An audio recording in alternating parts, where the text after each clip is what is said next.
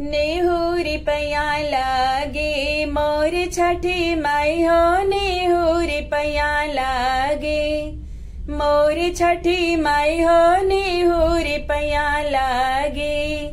मैया दुआरे एक बाजन पुकारे, मैया दुआरे एक बाजन पुकारे।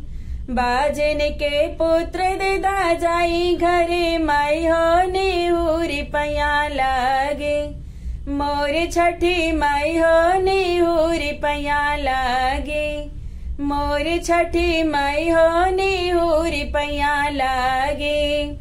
मैया दुआरे एक बालक पुकारे, मैया दुआरे एक बालक पुकारे।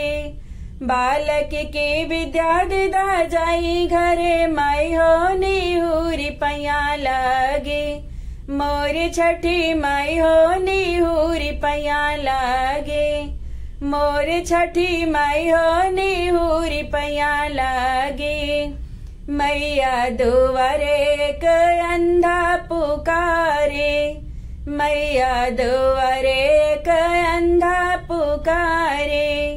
अंधा के आँख दिदा जाए घरे, माई हो नेहुरी पैया लागे मोर छठी माई हो, नेहुरी पैया लागे मोर छठी माई हो, नेहुरी पैया लागे मोर छठी माई हो, नेहुरी पैया लागे।